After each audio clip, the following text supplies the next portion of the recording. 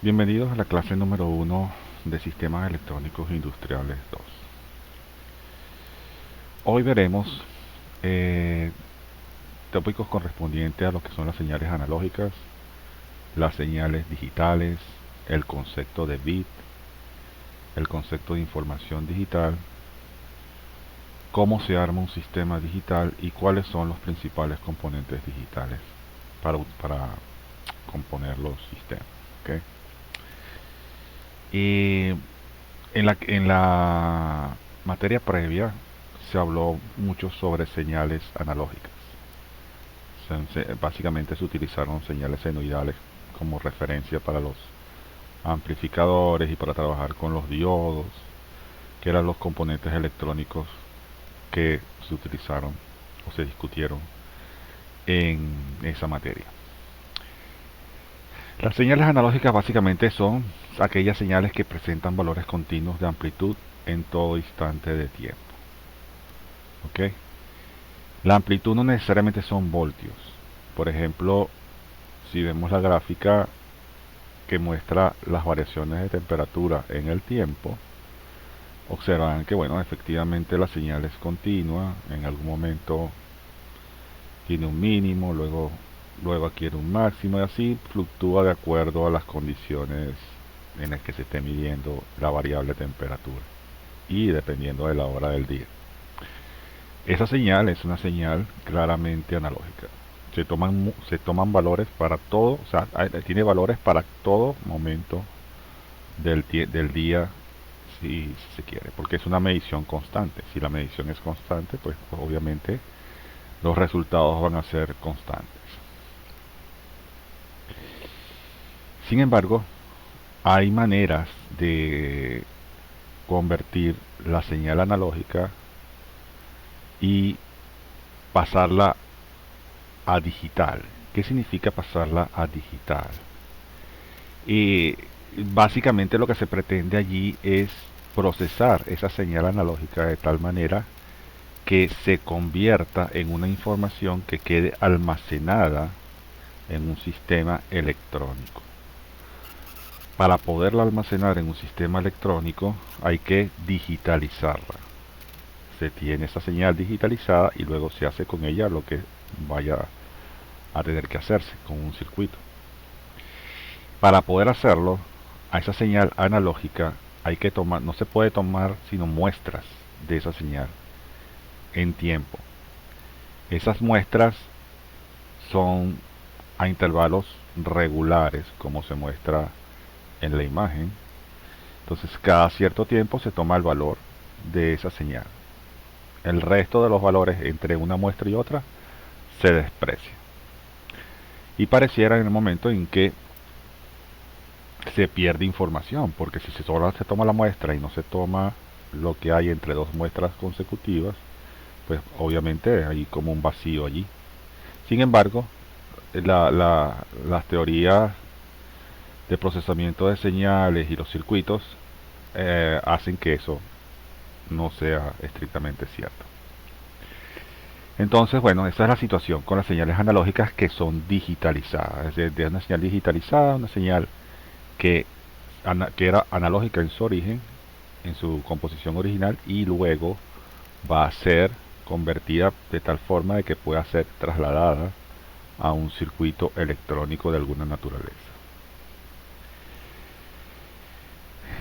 Una señal digital como la que vamos a conocer no tiene valores continuos, tiene valores discretos, tanto a su entrada como a su salida.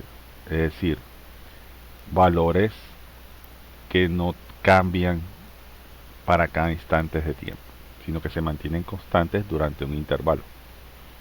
Y luego tienen otro nivel y cambia de nivel así con la frecuencia requerida. Esas señales digitales,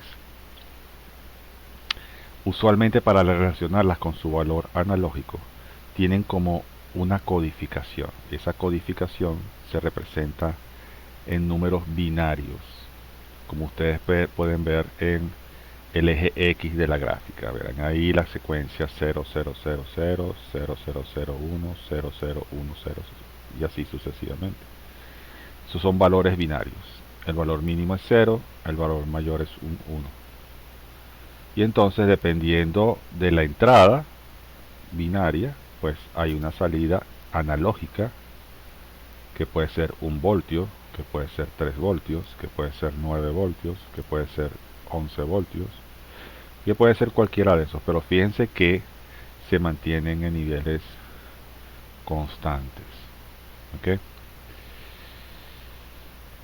En un sistema analógico, la información de la fuente se recibe en formato analógico,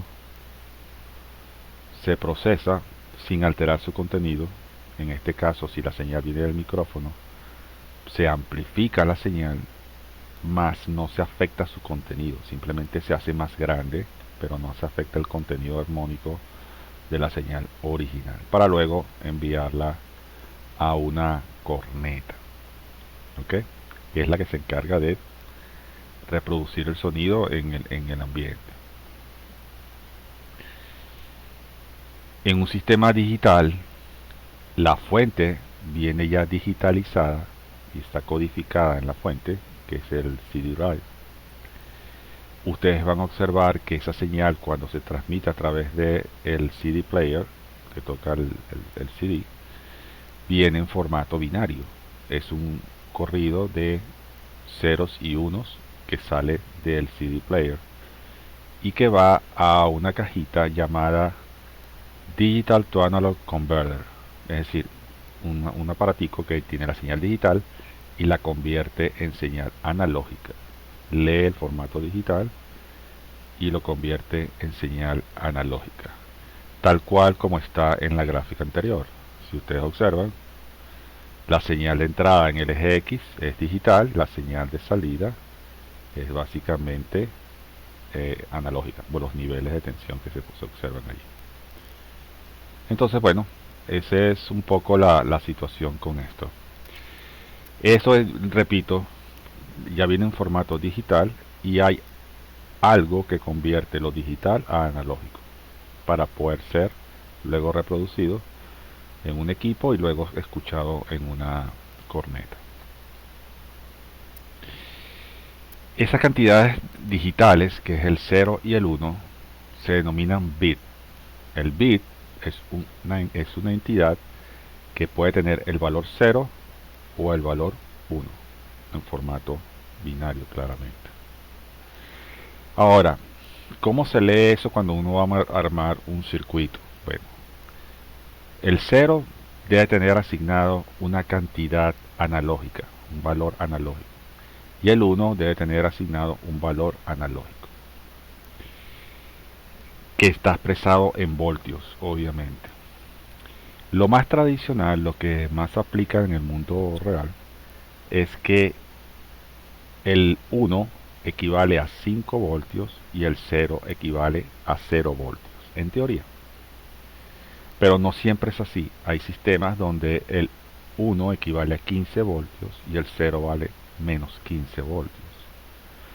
O el 1 vale 12 voltios y el 0 vale 0 voltios. Es decir, hay que ponerse de acuerdo, establecer un estándar que hay que seguir para identificar cuándo es 0 y cuándo es 1 desde el punto de vista analógico, ¿no? Entonces, en la vida real, el 1 no es exactamente 5 voltios y el 0 no es exactamente 0 voltios. Entonces hay como un rango de valores en el cual se mueve uno. El 1 puede ser en la vida real 4.9 voltios, el valor máximo. Y el 1 puede ser 4.2 voltios en su valor mínimo. Entonces todos los valores que estén entre 4.2 y 4.9 se van a interpretar como un 1. El caso del 0 es algo similar. El 0 no es exactamente 0, puede estar en un valor máximo de 0.7, por decir algo, y 0.2 como valor mínimo. O sea, cualquier valor que esté entre 0.2 y 0.7 de señal se va a asumir que es un 0. Y por supuesto queda una región entre ambas zonas que es una región prohibida de alguna forma porque no puede haber un valor allí. O está en la zona alta o está en la zona baja para poder ser interpretado por los circuitos. Las señales digitales, por supuesto, van a tener siempre dos niveles. El nivel bajo, que es el 0, y el nivel alto, que es típicamente el 1. Entonces se definen como niveles. Sin embargo, vamos a ver más adelante que también es importante lo que se conoce como frente de subida y frente de bajada. El frente de subida es cuando una señal digital cambia de bajo a alto, es decir, que cambia de 0 a 1. Eso se llama frente de subida. Es como lo llaman los matemáticos una delta de Dirac, porque es un cambio en tiempo cero a un cierto valor de amplitud. Entonces es una cosa instantánea. Pasa de bajo a alto en nada segundos. Y el frente de bajada es similar. Cuando la señal pasa del nivel alto al nivel bajo, se considera que eso es un cambio llamado frente de bajada. Entonces, bueno, vamos a ver señales que tienen tipo pulso. A eso se llaman, estas señales cuadradas se le llaman pulsos. Y entonces, bueno, hay señales de pulso positivo cuando normalmente están en cero y pasan a alto. Y señales de pulso negativo cuando normalmente está en alto y pasa a bajo. Eso es una referencia circunstancial que van a ver en algunos libros de texto. Y se las pongo en contexto para que se vayan familiarizando con esta terminología. Hasta este momento pareciera la cosa complicada porque empiezan a haber muchos conceptos, pero van a ver que es muy sencillo. Las señales digitales pueden ser señales periódicas, es decir, que se repiten frecuentemente, o señales no periódicas, que su comportamiento es variable. La imagen superior muestra una señal periódica. Como ven, los unos y los ceros cambian a una determinada frecuencia de tiempo. Frecuencia de no de tiempo, sino de hertz, pues. Y la señal inferior es una señal que cambia de 0 a 1 con irregularidad. Entonces, la señal de arriba, una señal periódica, y la señal de abajo, una señal que es no periódica. A la señal de arriba generalmente son señales que se denominan señales de reloj o señales de referencia. Como cambian con cierta periodicidad, todo va a depender de eso. Generalmente todo depende de cómo sean esos cambios. La señal de abajo usualmente es una señal que corresponde a la salida de un sistema digital que ha sido procesado y bueno, está generando una cierta información variable en el dominio del tiempo. Hay señales digitales que pueden ser periódicas pero que no tienen el mismo tiempo para el nivel bajo y el mismo tiempo para el nivel alto, los que lo hace como simétricas, ¿no? Hay señales periódicas, pero el tiempo en alto dura un espacio de tiempo quizás más corto que el tiempo en bajo. Entonces, eso igual son señales periódicas. Sin embargo, en estos casos aparece una figura que se llama duty cycle o ciclo de trabajo.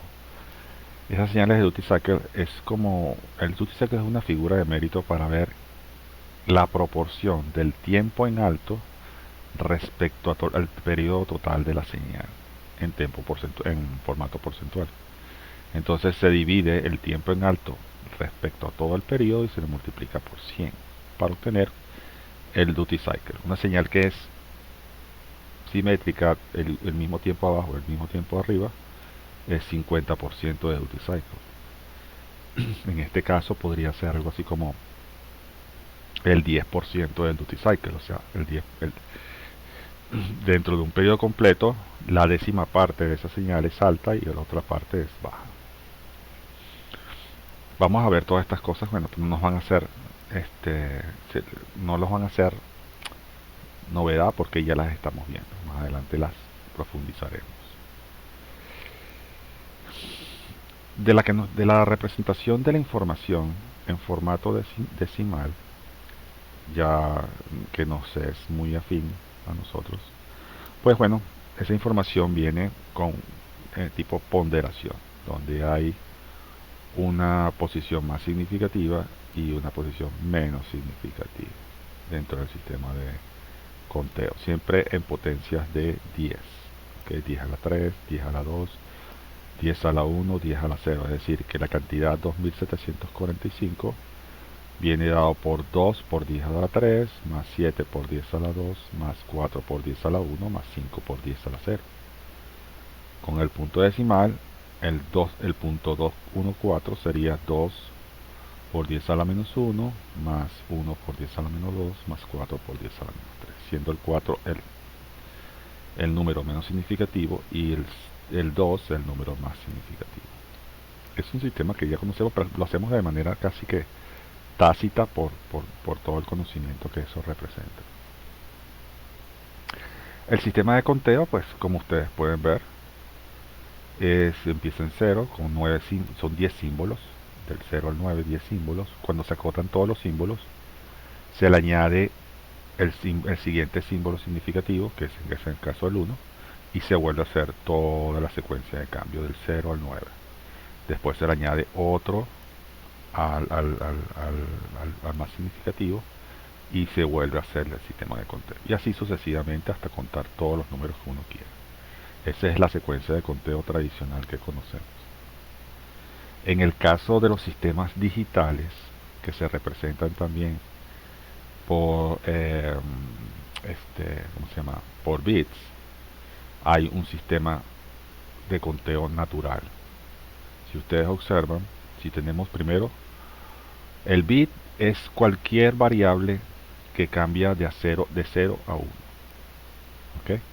Entonces, si ustedes observan en la columna de la tabla que está más a su derecha, donde está el 2 a la 0 igual a 1, ese sería un bit.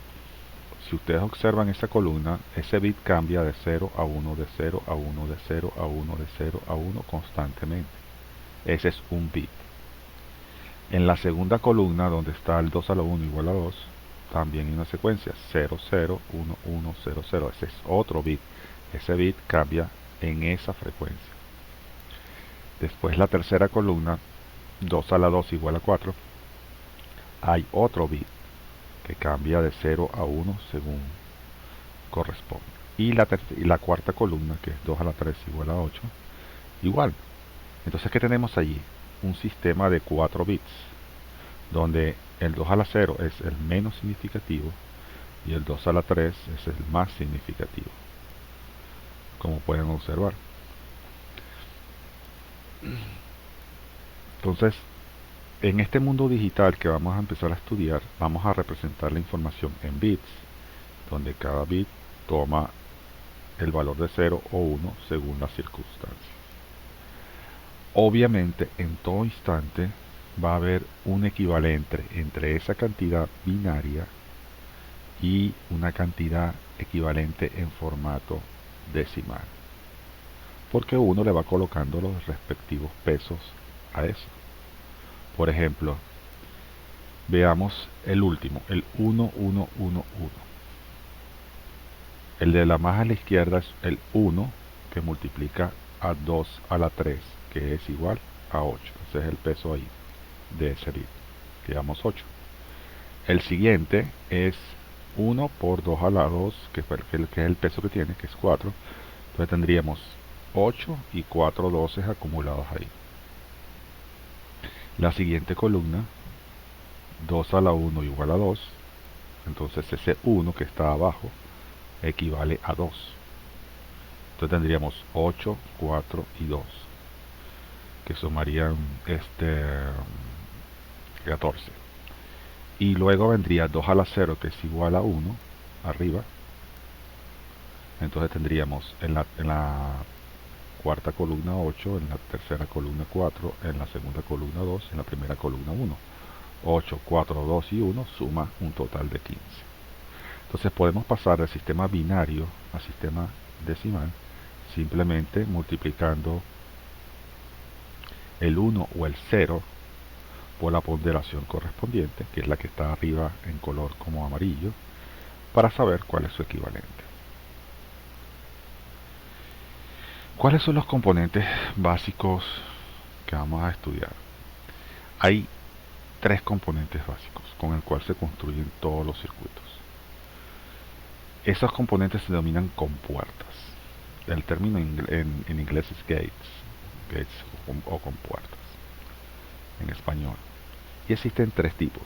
La compuerta NOT, que se le denomina comúnmente negador. La compuerta AND, que es una conjunción. Y la compuerta OR, que es una disyunción. Vean las simbologías. Una es un triangulito con una esferita, la otra es algo así como este plano del lado izquierdo y luego como una especie de rectángulo y luego curvado y así sucesivamente. Estos son símbolos característicos. Si bien ustedes recuerdan los componentes electrónicos vistos en la materia previa, el diodo tenía un símbolo, el transistor tenía un símbolo y así sucede, el condensador tenía un símbolo y la resistencia tenía un símbolo. Bueno, así funcionan. Los componentes básicos digitales son estos tres y tienen esos símbolos que están allí. Cada una de esos componentes pueden tener una o más entradas.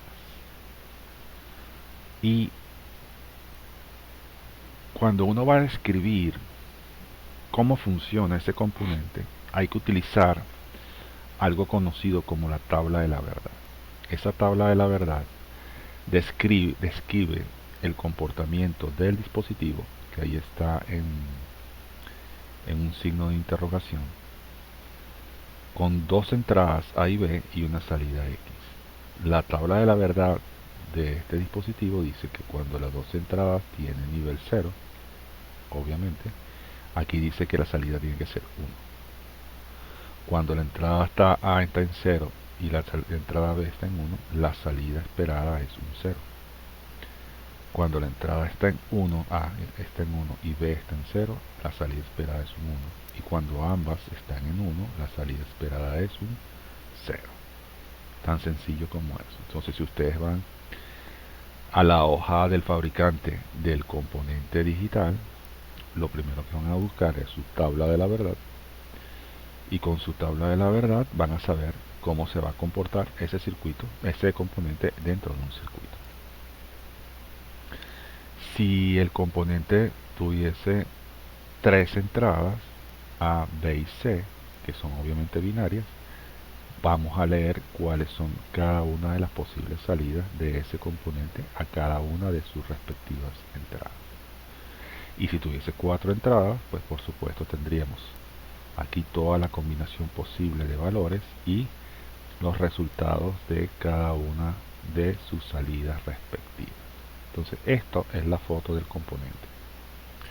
Dependiendo del componente y dependiendo de su tabla de la verdad es que uno va a poder estudiar los circuitos digitales. En el caso de la compuerta negadora o NOT, la compuerta negadora, como sucede, nada más tiene una sola entrada. Para todo propósito vamos a asociar esta esferita como la acción de negar algo. Entonces, la tabla de la verdad de la compuerta negadora dice que si su entrada vale 0, ella, porque es negadora, la va a colocar en 1. Y si la entrada está en 1, la salida de la compuerta negadora es 0, como un porfiado. Si le colocan un 1, saca un 0. Si le colocan un 0, saca un 1. Entonces, tácitamente hay como una representación de variables. Esto es A, es una variable que puede tomar estos dos valores, y esto es X, que es otra variable que puede tomar dos valores. Entonces, a una entrada A pasada por el negador, cuya acción de negar es esta esfera, La salida X va a ser la variable A negada, o sea, la raya arriba de la letra de la variable va a indicar que ha sido negada, es decir, A al pasarla por la compuerta NOT quedó negada. Si viésemos esto en términos gráficos, dice si la variable es esta que está acá, cada vez que la variable A vale 0, la X vale un 1. Y cada vez que la variable A vale 1, la X vale 0. Porque siempre es opuesto al valor de la variable. Como ven, es una cosa muy sencilla. Si uno conoce esta expresión en el tiempo y sabe que pasó por un negador, entonces este es el resultado en el tiempo para todo valor de A.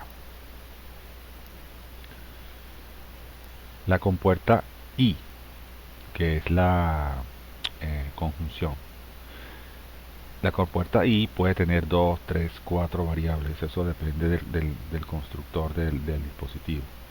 En este caso, esa compuerta I, o AND en inglés, tiene dos variables binarias y la X es lo que se llama A, I, B. El puntico aquí significa como la I que está aquí arriba. A y B. Hay una regla mnemotécnica para esto. Indica que la X de esa compuerta Y va a valer 1 solamente cuando A valga 1 y B valga 1. Quiere decir que si A vale 0 y B vale 0, necesariamente X vale 0, porque no es A ni es B.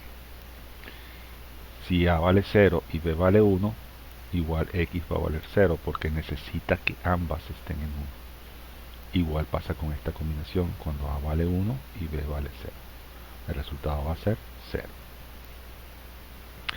Entonces, simbólicamente hablando, si esta es la variable A y esta es la variable B, X es el producto, se ve como el producto de dos variables. A, el puntico se esconde, típicamente no se pone, como todo en la vida, siempre le empiezan a recortar cosas a la información, pero esto es A, esta X es A puntico B, solamente que el punto pues se esconde, y es A por B. Lo van a leer así de ahora en adelante. Luego vemos una representación gráfica de las señales A y B y la señal de salida X para una compuerta I o una compuerta AND. Nuevamente aquí hay que acostumbrarse a los términos en inglés, es como una tradición. Entonces uno no dice en español, no dice la compuerta I, dice la compuerta AND. Bueno, así es en términos electrónicos. Si vemos el análisis gráfico del comportamiento de las señales las señales A y B y X, cuando A vale 0 y B vale 0, de acuerdo a la tabla de la verdad, X vale 0. La regla mnemotécnica me dice que solamente X va a valer 1 cuando A y B valgan 1. Entonces, por ejemplo, aquí 0 y 0 da 0. 1 y 0 da 0, pero aquí 1 y 1 da 1. En esta región 0 y 1, donde hay cambios por supuesto de señal, 0 y 1 va a dar 0, 0 y 0 que está aquí va a valer 0, 1 y 0 va a valer 0, y nuevamente aquí coincidencia, esto vale 1, esto vale 1, por lo tanto la salida vale 1, y así sucesivamente. Es decir, sabiendo la tabla de la verdad del componente, ustedes pueden predecir el comportamiento de la salida en forma gráfica. Aquí está el caso, por ejemplo, de una compuerta AND de 3 entradas. Fíjense que siempre se colocan donde están las variables de entrada todas las combinaciones posibles en una secuencia de conteo 0000, 0001. Cuando llegas aquí, incrementas este y cuentas otra vez 0 y 1. Incrementaste este y cuentas esto 0 y 1. Cuando se acaban todas las combinaciones, incrementas el siguiente y empiezas otra vez 00, 01, 10, 11. Eso lo vamos a hacer de manera natural eventualmente. Y obviamente, sin faltar a la regla, x va a ser a puntico b puntico c, que abreviado queda ABC, y va a ser 1 solamente cuando las tres variables sean 1. O sea, es la conjunción de a, b y c valiendo 1. Y eso es lo que va a ser el resultado. Esta es la descripción de x. X es la conjunción de a, b y c. El tercer elemento es la compuerta o la compuerta OR, que significa o esto, o aquello, o lo otro, es decir, opciones.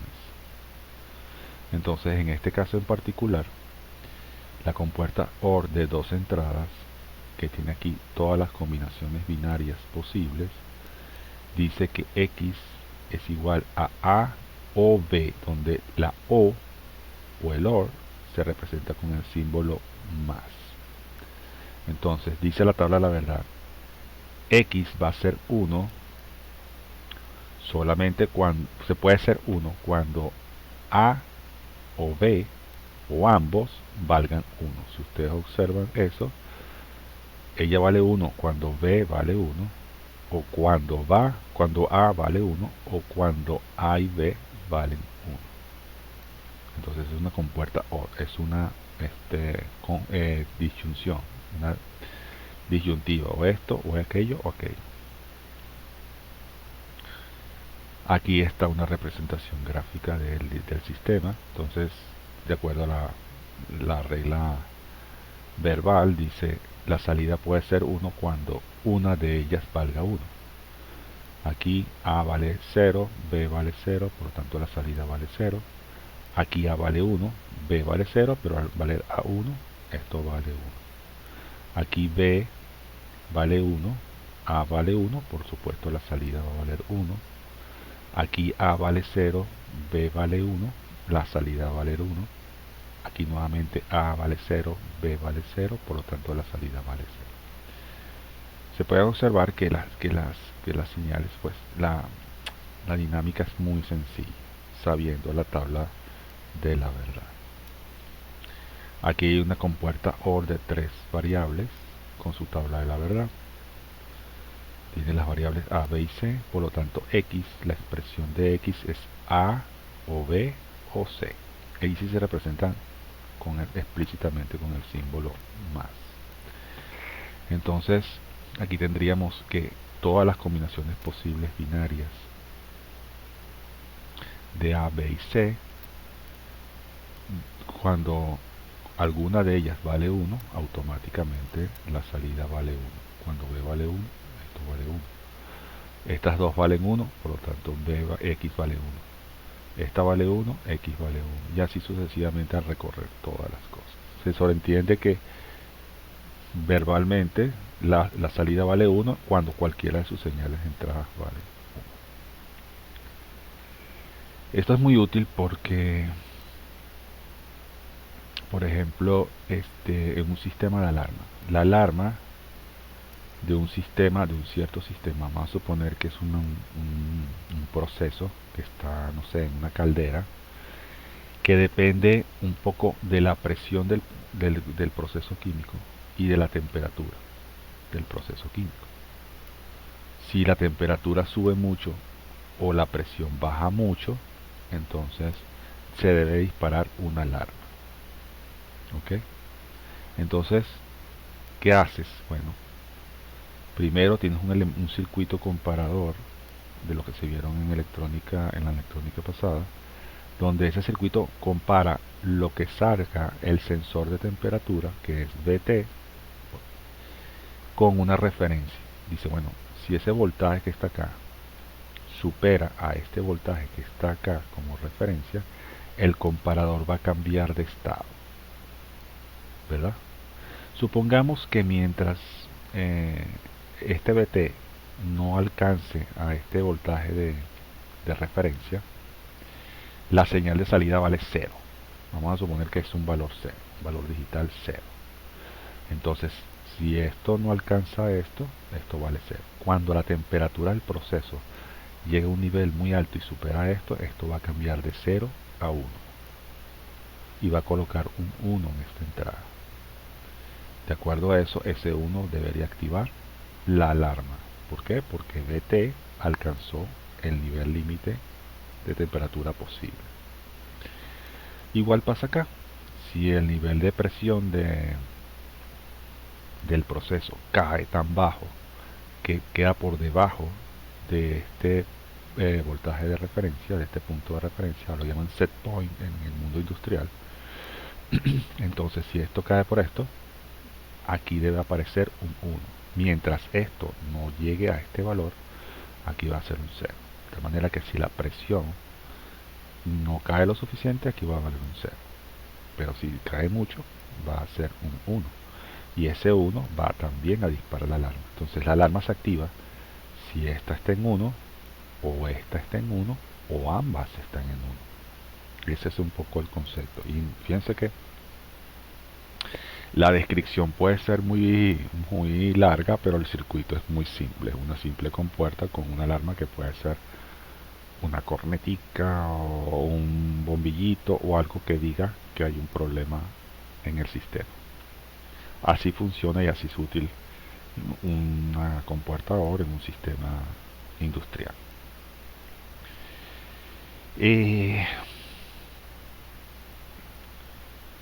Por ejemplo, en una alarma de una casa, por decir algo, ¿no? Donde hay 3 ventanas o puertas. Aquí hay una ventana, una puerta, una ventana, una puerta. Y tienen unos sensores que saben si la ventana o la puerta está abierta o la ventana o la puerta está cerrada. La misión del sistema de alarma es que cuando la puerta o la ventana estén abiertas, que es el nivel alto, eso va a disparar la alarma.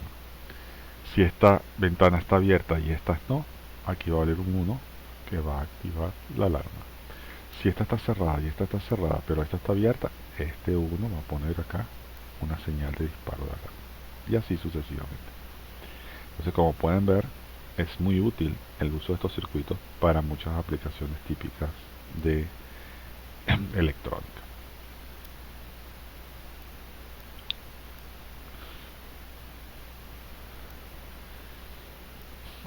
Físicamente, ¿cómo son estos componentes? La estructura de un componente digital, lo que es el componente o la compuerta en sí es micrométrico, es muy chiquito. Entonces es muy difícil hacer una interfaz entre ese componente muy chiquito y el mundo real por sí solo. Entonces eso hace que cuando uno le construya ese componente que se denomina chip, se le coloca dentro de una envase plástico, un case plástico, para poderlo conectar al mundo real a través de unas terminales, se le denomina pines o patas, por decir algo por su similitud con algún animalito, ¿no? Entonces esto que está acá son los pines o patas, y esto es lo que lleva la conexión a la propia compuerta que está acá.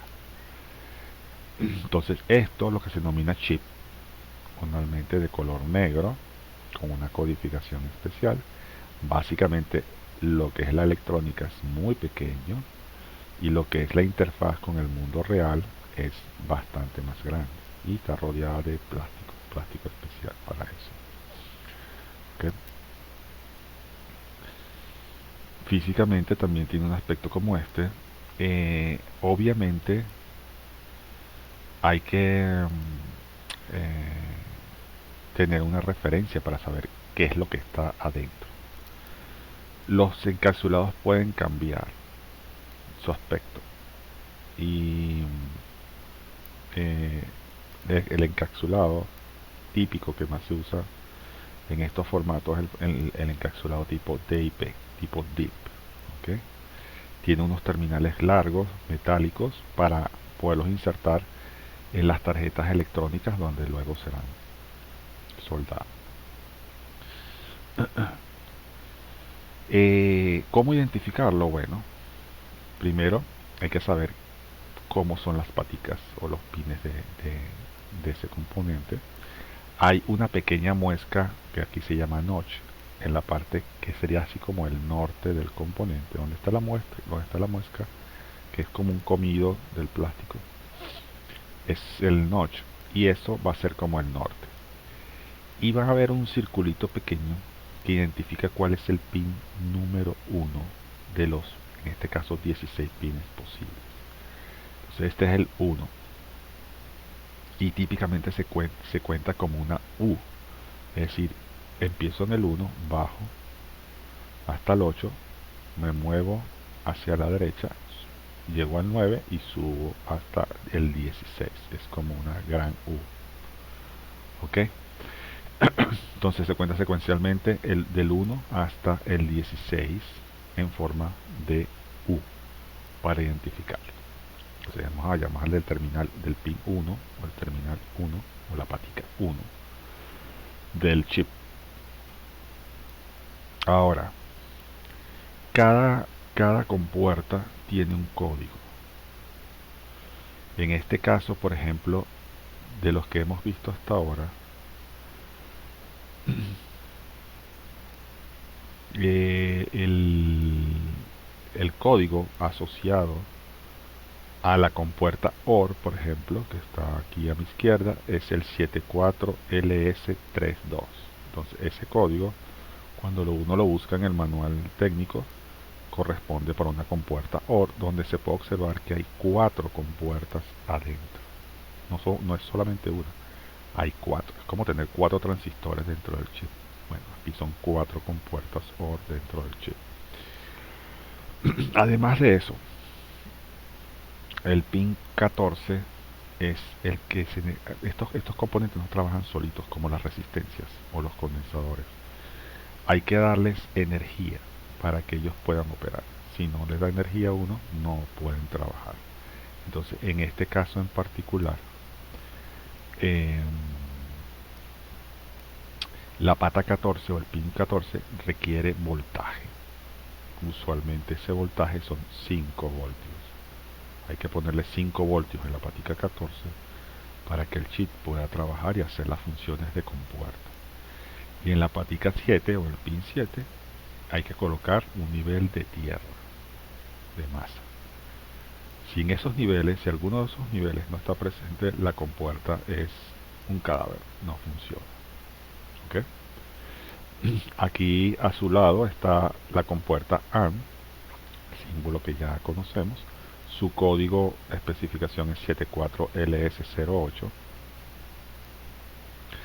y tiene obviamente en ese modelo 4 compuertas internas donde se pueden identificar las entradas y las salidas de cada una de ellas.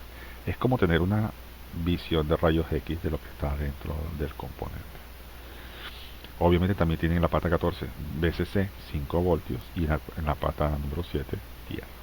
La otra todavía no la hemos visto, pero es un esquema similar. Bueno, entonces eso es todo para esta primera clase.